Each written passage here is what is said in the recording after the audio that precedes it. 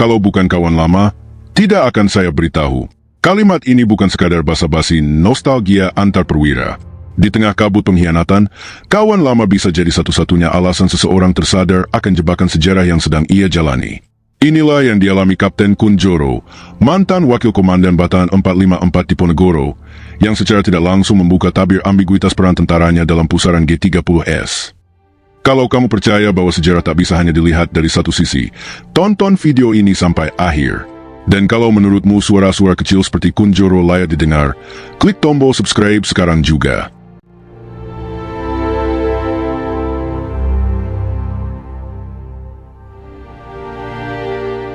Kesaksian Kunjoro mencerminkan posisi yang dilematis, berada di antara dua kutub perintah, satu dari atasannya langsung, Mayor Kirno, satu lagi dari Panglima Kostrat saat itu, Mayor Jenderal Soeharto.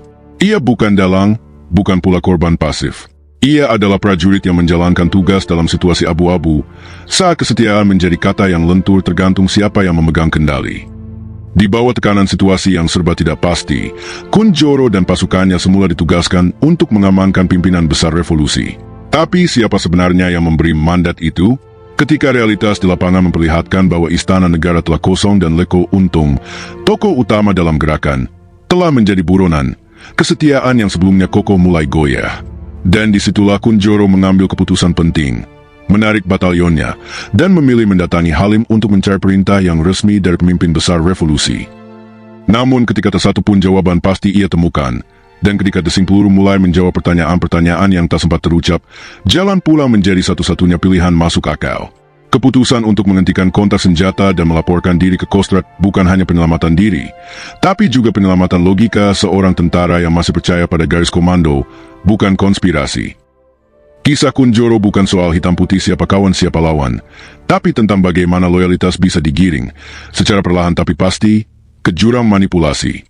Kesaksiannya menjadi penting bukan karena ia tahu segalanya, tetapi justru karena ia adalah contoh hidup bagaimana ketidaktahuan, keterbatasan informasi, dan tekanan struktural bisa mengubah seorang perwira menjadi pion dalam drama politik bersenjata. Silahkan disimak transkrip lengkap kesaksian Kunjoro berikut ini dalam kedudukannya sebagai saksi dalam persidangan Mamilup Leko Untung. Kunjoro, umur 38 tahun, tempat lahir di Yogyakarta, pekerjaan terakhir ex-Kapten Wadenyon 454 Diponegoro, alamat terakhir Jalan Dr. Setiabudi Blok C nomor 7, beragama Islam. Saksi menerangkan bahwa dia sudah mengenal pada terdakwa sebagai Bekas dan Yon Enja, sebelum terdakwa ini melakukan perbuatan yang menjadi dasar penuntutan, bahwa ia tidak mempunyai hubungan keluarga dengan terdakwa, secara turunan atau perkawinan, dan bahwa dia tidak ada perhubungan majikan buruh terhadap terdakwa. Sesudah itu saksi bersumpah secara aturan agama-nya akan memberikan keterangan yang benar dan tidak lain daripada yang benar. Kemudian mahkamah, dengan dimulai terlebih dahulu oleh ketua, melakukan pertanyaan-pertanyaan yang disebut di bawah ini, yang dijawab oleh saksi sebagaimana disebut di belakang masing-masing pertanyaan. Hakim ketua kepada saksi, apakah peranan saudara dengan Yon 454 dalam rangka gerakan 30 September itu? Jelaskan. Yon 454 pada tanggal 30 September malam mendapatkan briefing dari dan Yon 454 pada Benteng 2, Major Sukirno, di mana Yon 454 ditugaskan untuk menyelamatkan pimpinan besar revolusi, karena pimpinan besar revolusi terancam. Untuk selanjutnya pada maksud hari itu telah ditunjuk langsung oleh Denyon 454. Satu kompi yang bertugas khusus diminta pada waktu briefing itu, tidak dijelaskan akan ditugaskan apa. Untuk selanjutnya, merupakan kompi gabungan yang anggotanya ditunjuk satu persatu oleh Denyon, dan pada jam 21 kompi itu telah diberangkatkan. Untuk selanjutnya kami tanyakan kepada Denyon, kompi tersebut akan ditugaskan kemana? Denyon menjawab, bahwasanya kompi itu akan ditugaskan ke Cawang, karena pimpinan besar revolusi akan diselamatkan ke Halim. Jam 21 kompi tersebut berangkat di bawah pimpinan Letda Infanteri Subagio. Selanjutnya seluruh batalion diperintahkan untuk bergerak jam 4 pagi, di mana tugasnya telah ditunjuk, ialah di sekitar istana. Pada pagi itu jam 4, bekas Letnan Kolonel Untung datang untuk menjemput Major Kirno di asrama Yon Amor 1 Penggorengan. Selanjutnya pimpinan Yon diserahkan kepada saya. Pada pagi hari itu setelah saya sampai di sekitar istana, maka saya menempatkan kompi-kompi itu yang semuanya berjumlah 6 kompi di sekitar istana. Selanjutnya pada jam 9 saya dipanggil oleh Kasmen Cakrabirawa. Dalam hal ini adalah Overste Maroke. Kami ditanya, apakah tugas pokok saudara berada di sini? Tugas pokok kami berada di sini menurut perintah dan yon adalah mengamankan pemimpin besar revolusi.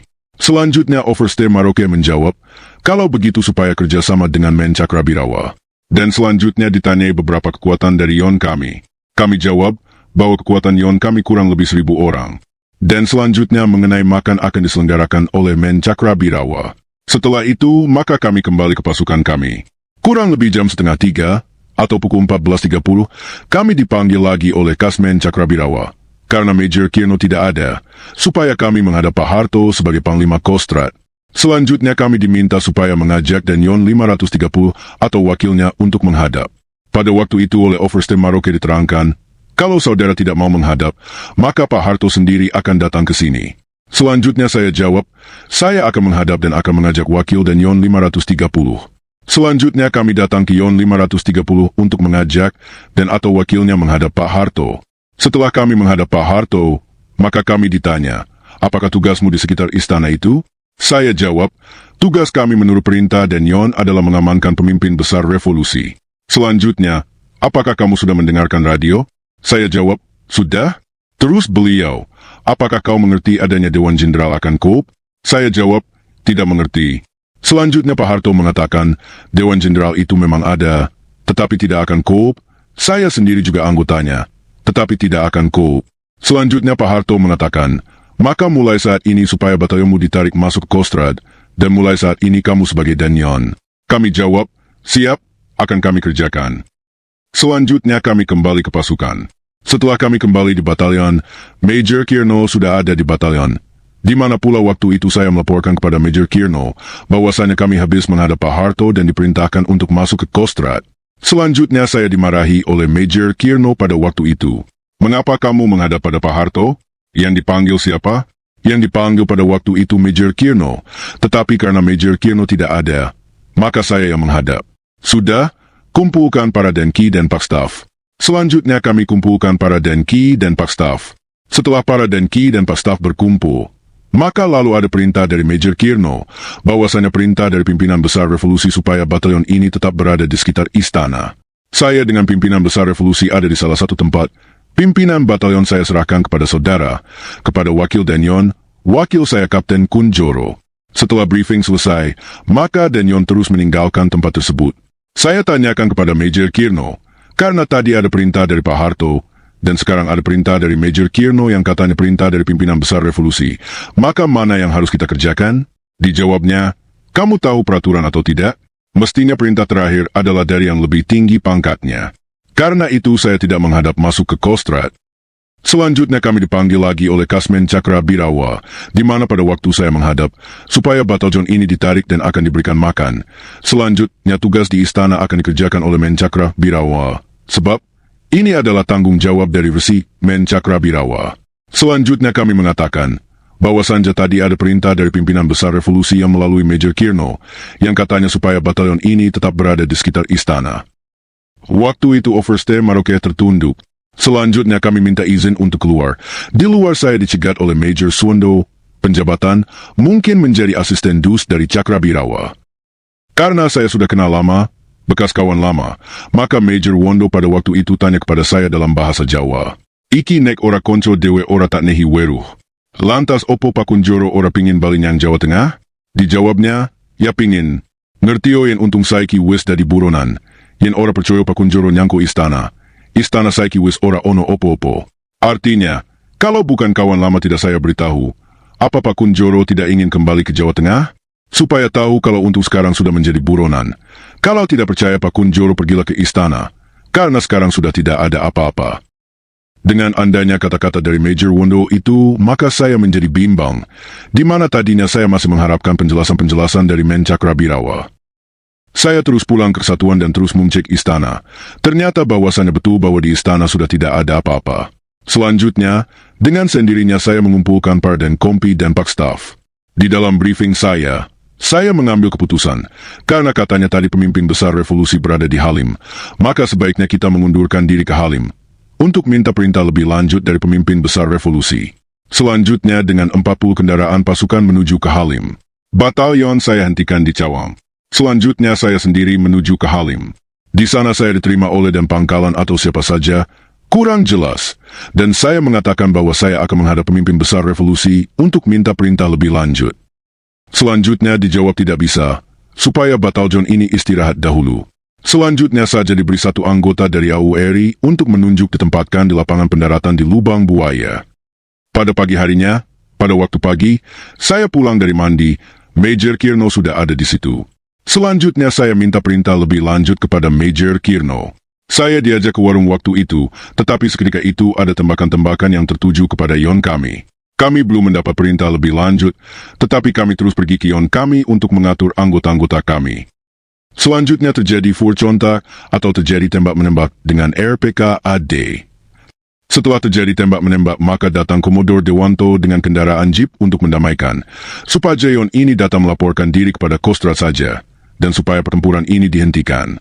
Selanjutnya saja menjawab, katanya kemarin saja mendapat perintah dari pemimpin besar revolusi, maka kalau ada perintah dari pemimpin besar revolusi, saya bersedia untuk melapor. Selanjutnya Komodor Dewanto menyatakan bahwa ia akan mengadakan briefing dengan Kolonel Sarwo Edi. Kolonel Sarwo Edi mengirim utusan Kapten Daryono ke yon kami. Dalam perundingan diputuskan bahwa Kolonel Sarwo Edi dan Komodor Dewanto akan menghadap pemimpin besar revolusi ke Bogor, dan supaya pertempuran dihentikan.